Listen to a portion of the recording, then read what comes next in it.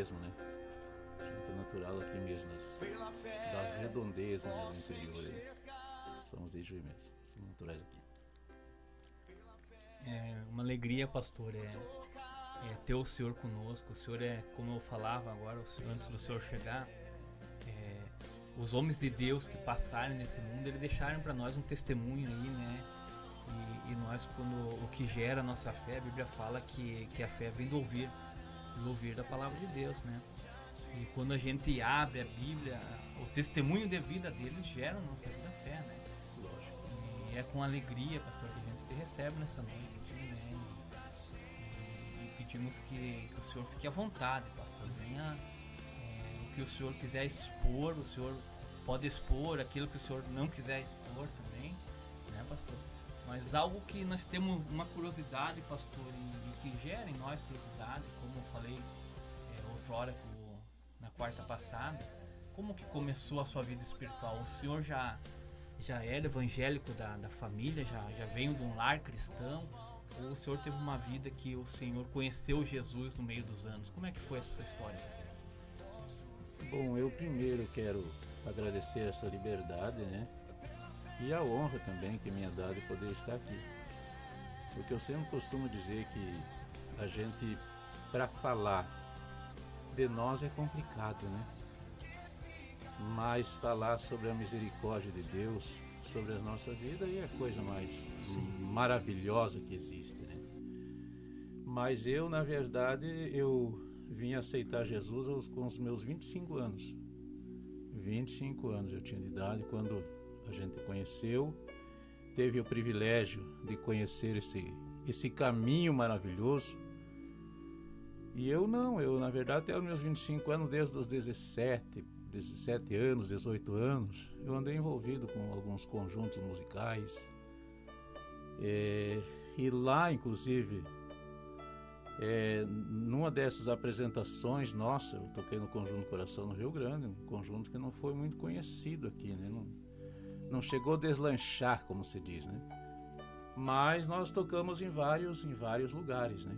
E numa dessas apresentações, num baile, até inclusive no bairro Elizabeth, que o Senhor começou a fazer uma grande obra na minha vida, e desde então a gente já entende que Deus já estava trabalhando, fazendo um processo.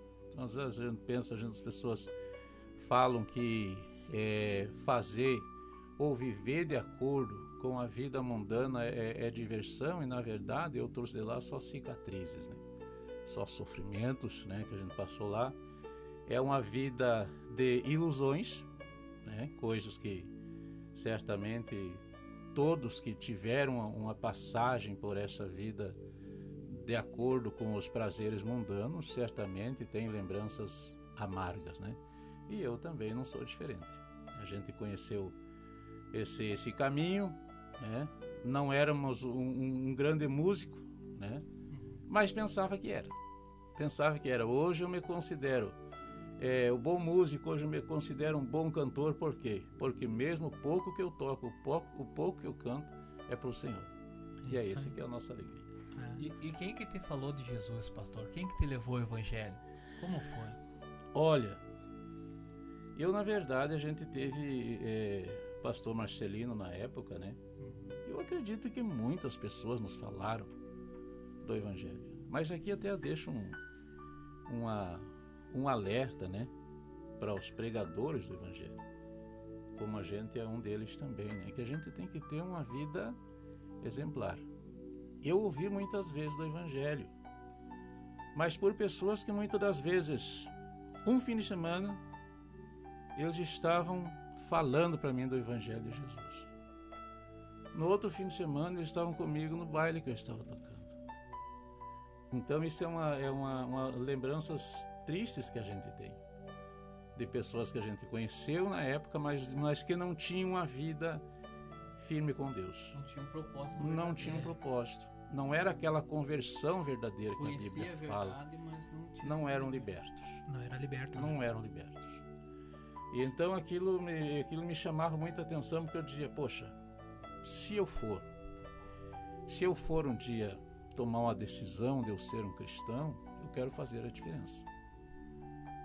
eu não quero fazer como eu tenho visto o testemunho dos meus amigos, porque eram meus amigos que me falavam.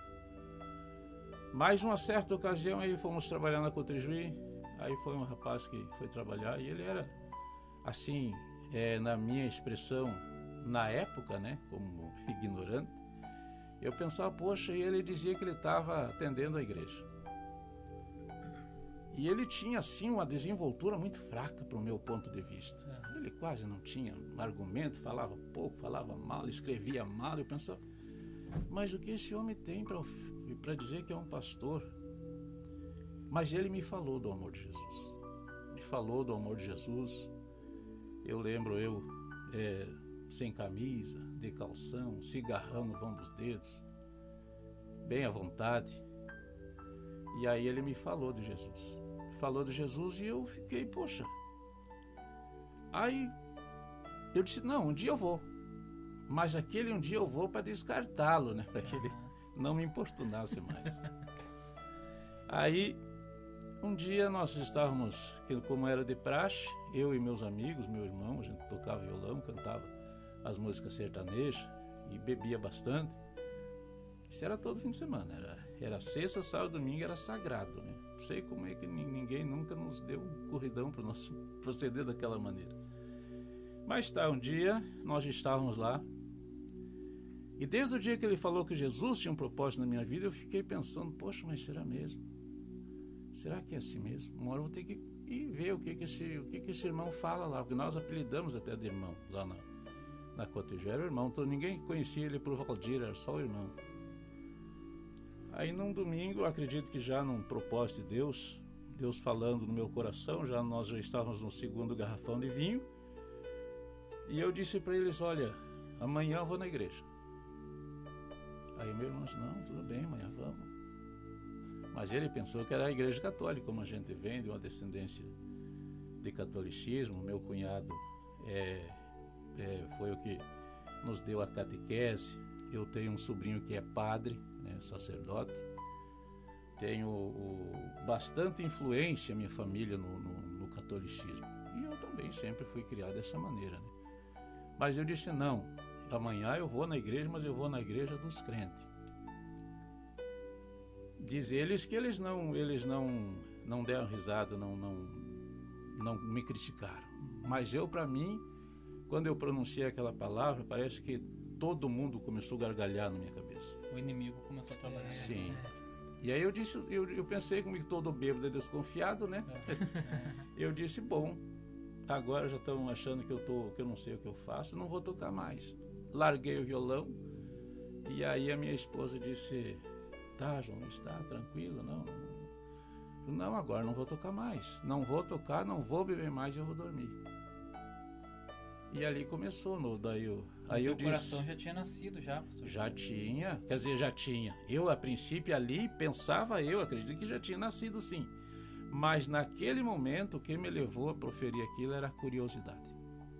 Pelo que ele tinha lhe falado uns dias antes. Pelo que ele tinha me falado. E isso é muito interessante, pastor, porque tu vê como Deus ele usa o menorzinho, né? Deus ele não olha pelo lado financeiro, com certeza. Ele olha aquele que se coloca à disposição, sim, né? Como Isaías falou, né? Sim. No livro de Isaías fala. Até nos faz lembrar Moisés, né? Que também não era sabia um falar de muito língua, bem. Né, segundo a história, era um homem que tinha dificuldade na fala, né? Isso. Sim, No entanto, para Deus. É. E aí então, aí começou o processo da minha conversão, porque aí eu fui.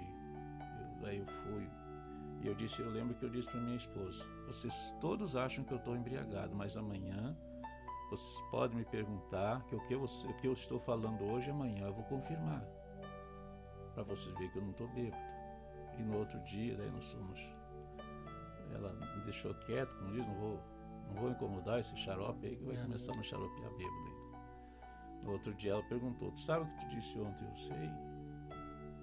Eu numa ressaca terrível. Daí ela disse, o que tu falou? Eu disse, hoje eu vou na igreja dos crentes.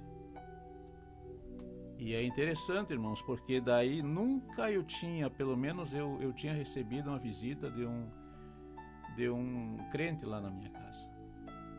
E justamente naquele dia que eu determinei que eu ia, isso foi num sábado à noite que eu falei, no domingo à tarde, eu estava com a minha pecinha que eu morava toda fechada, porque eu tinha uma televisão daquelas a válvula que tinha que fechar tudo com até fresco para poder aparecer a imagem, ligava e ficava meia hora torcendo que aparecesse a imagem. E botar um bombril na E ponta. botar um bombril aí, senão... E aí eu tava lá, suava, mas eu queria olhar um filme que estava dando, era domingo à tarde. De repente bateram palmas, eu fui, aí foram atender, era um pastor e esse irmão que tinha me falado do evangelho. O senhor, você lembra o nome dele? Lembro. E o senhor tem contato com ele ainda? Tenho. Quem é ele, pastor? Pastor Valdir Fonseca da Fonseca. Valdir da Silva Fonseca. Ele é daqui de Juiz, da cidade, né? Ele é daqui, ele é natural daqui, mas ele está morando agora em Vacarias. Tenho contato dele. Seguidamente a gente conversa com ele. É um dos que daí depois no processo da minha conversão, lógico, aí surgiram muitos outros, né, para ajudar, né? Mas a princípio eu entendo ele como sendo uma referência. E hoje a gente agradece a Deus por ter usado ele, porque o que a gente sabe hoje foi graças à permanência nesse caminho. Sim. Imagina se eu fosse aí, como os meus amigos que me falavam antes dele, tivesse uma semana lá e uma semana fora, eu certamente não teria me firmado. Sim. Então, quando nós tomamos uma decisão com Deus, eu creio que tem que ser sério, porque ele não brinca, né? Deus não é... E ir até o final, né? Com Pegou, ele tem que ir até o final. Perseverança, lutas vêm, a gente enfrenta a luta, eu enfrentei muitas dificuldades, mas Deus deu vitória. Amém. O senhor recorda a data, pastor? Eu não recordo bem a data, assim, mas eu imagino, porque eu desci as águas no dia 12 de maio de 1989. Eu não sei, eu acredito que eu fico pensando, eu converso com pessoas que nem tinham nascido naquele tempo. 22 anos já, então. 32 anos. E a gente, daí eu aceitei ali naquela época. Mas aí tem uma questão que quando eu tomei aquela decisão de descer, a princípio eu queria ir. Porque assim, irmãos, eu penso assim, os irmãos que nos ouvem nessa hora,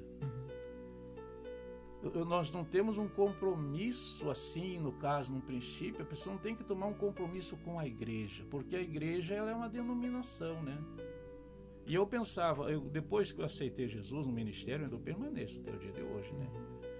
Mas depois que eu aceitei, dei o meu primeiro passo lá, eu disse, bom, eu aceitei Jesus, eu não aceitei a placa da igreja. Agora eu vou visitar outras igrejas, eu vou vir, vou analisar e vou ver aonde que Deus me quer. Fiz isso. Eu aconselho até a pessoa que muitas vezes vai lá na igreja A e não se adapta, ela vai na igreja B e ela não se adapta, mas quem pregou para ela a primeira vez acha que é dono da sua vida. E aí fica ruim, porque muitas vezes o pecador não fica aonde ele ouviu o evangelho e não fica em lugar nenhum, acaba ficando ao léu. E eu visitei tantos outros ministérios, mas o lugar onde certamente Deus queria me usar, no ministério onde a gente permanece até o dia de hoje. Até essa era a próxima pergunta, né? O senhor foi batizado e permaneceu até hoje? Permaneci. Nunca mudou de ministério? Não, passei pelo ministério diaconal e do ministério diaconal eu fui direto ao pastorado. A gente não passou aquele processo. Lógico, a gente sabe, né? Se tiver que evangelizar, sabe? Tem que saber, né? Sim. Mas eu fui do ministério diaconal. E aí fica também, eu acredito que pode talvez ajudar quem está ouvindo. Foi ele que nos formou como obreiros. E ele pediu para me contar na igreja. Eu falei na igreja, aí teve um irmão daqueles que estavam lá para ser consagrado no ministério diaconal, que botou na cabeça, não, pastor, sou eu. Sou eu que tenho chamado de pastor. E eu não vou aceitar a consagração. E o pastor teve que conversar com ele naquela insistência. Aí o pastor explicou, então, se o irmão não quer ser consagrado, tudo bem, respeita a sua decisão, o irmão não vai ser consagrado a nada, fica aí esperando até o seu chamado. Ele aceitou a consagração. Mas é assim, Quando Deus tem um chamado na nossa vida, vai acontecer. Ninguém vai barrar o propósito de Deus na nossa vida, ninguém barra. O senhor sentia, pastor, quando o senhor começou na igreja, que o teu chamado era esse? Não. Não sentia? Não. Não imaginava, pastor? Não, eu não imaginava, porque eu sempre quis servir. Sim.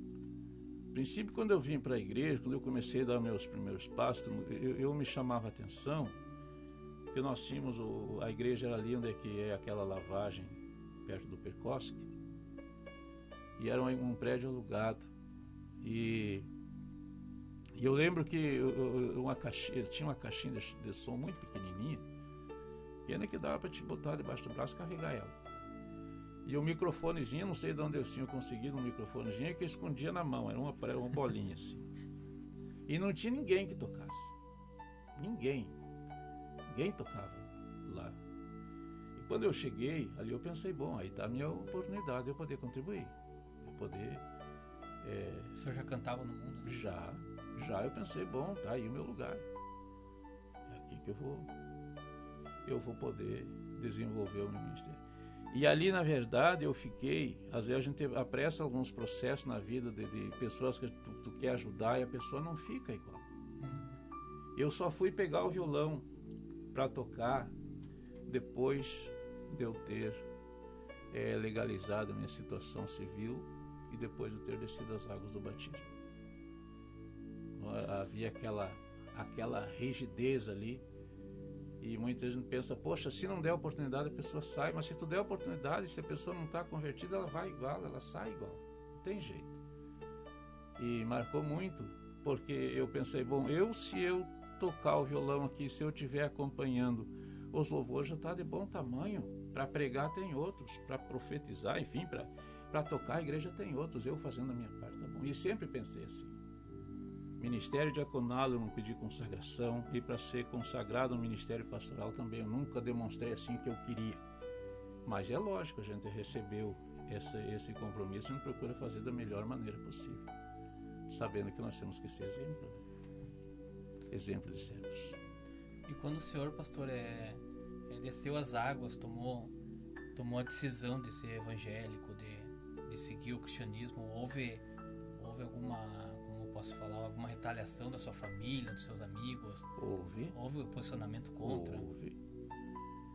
Para começar, minha esposa, que sofria muito comigo. Não que eu fosse uma pessoa assim, mal na bebida, mas a gente chegava tarde em casa e tal, não tinha aquele compromisso com a família. E era músico ainda, né? E era músico. Música é a última a sair. Tudo levava pra gente, a família, ficar em último lugar. Então, quando eu tomei minha decisão, e ela até foi junto e tal, e nos primeiros passos, mas depois, quando eu decidi de descer as águas do batismo, ela mesmo disse, não, eu não vou.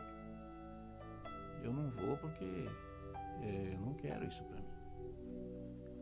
Aí, no primeiro momento, eu tentei forçar, né, exercer a função de manda-chuva, de manda-chuva, eu que determino, e aí a coisa começou a sair do controle. Aí o irmão, esse mesmo irmão que me pregou, disse, não, João Luiz, não faça isso, não é por força nem por violência. Ele foi sábio, né? Foi sábio. Dá conselho. Sim. E aí eu retrocedi, e aí eu disse para ela, bom, se tu quer ficar, tu fica, mas é isso que eu quero para minha vida. E aí é isso que eu vou fazer. Aí primeiro ela, depois meus irmãos lutaram bastante para que eu não tomasse a decisão. O conjunto que para mim era Deus no céu e o conjunto na terra, nós tínhamos uma amizade muito grande com os piá do conjunto. E Deus assim permitiu que eles, mais ou menos 60 dias que eu precisei para firmar mesmo meu passo, esses 60 dias, Deus permitiu que não surgisse nenhum baile para nós tocarmos, porque até então eu ainda era músico. Mas Deus parece que segurou tudo. Deus segurou todo mundo. Né? Segurou tudo. Quando o líder do conjunto foi lá para me dizer que agora nós estávamos bem, tínhamos 4 bailes, tinha um em Cruz Alta, os outros não sei aonde, um em Augusto Pestana. Achei que tinha uns... Estamos com o mês cheio, ele bem faceiro, e eu era o vocalista do conjunto. Aí eu disse para ele, não, eu vou ajeitar um guitarrista para vocês. Aí ele disse, ué, por quê?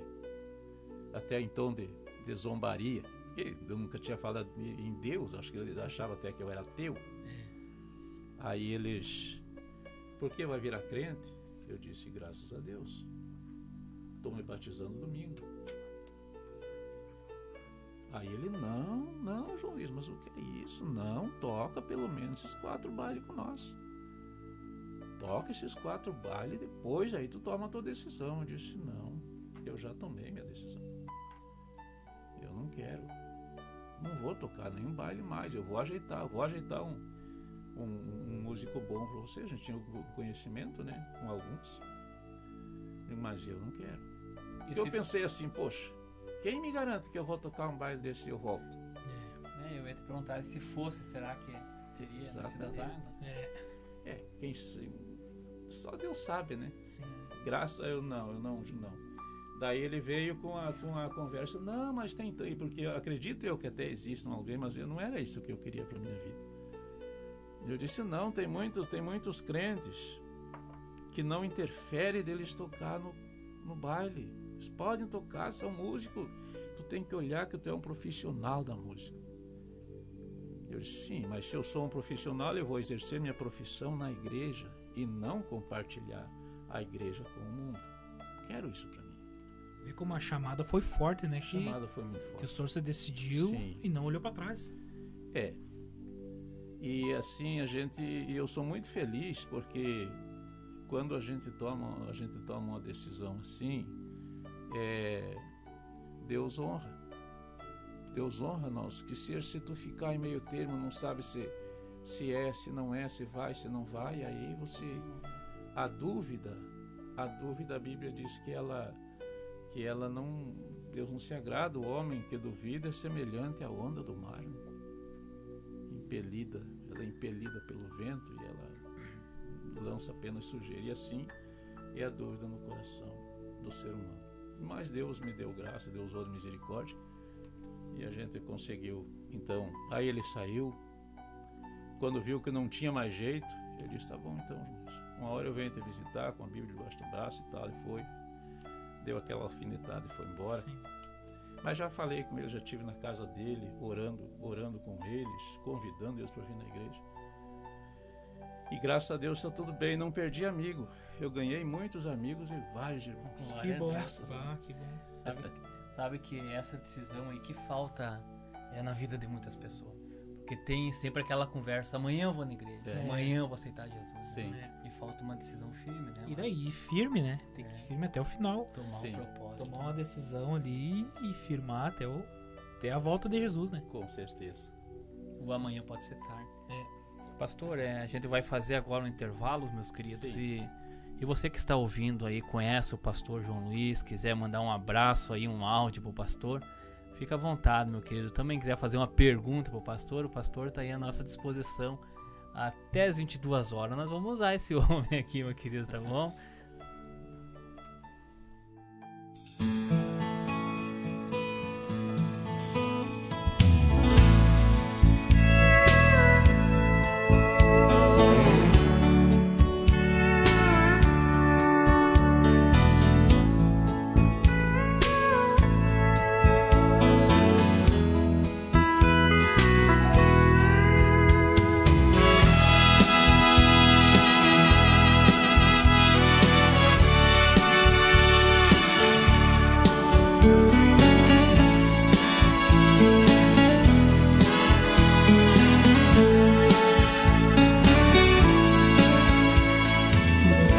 Banhados de sangue, no rosto poeira e suor. É mais um viajante em terra distante, mas não está só. Enfrenta qualquer batalha, já sabe quando é preciso, sua fé não falha. Não, não, enfrenta o sol escaldante, não teme nem mesmo um vulcão. Traz estampado no peito a força de um campeão que aprendeu a transpor as montanhas. Vitória é sua façanha, é um gigante na fé. Aprendeu a transpor as montanhas. Vitória é sua façanha, é um gigante na fé.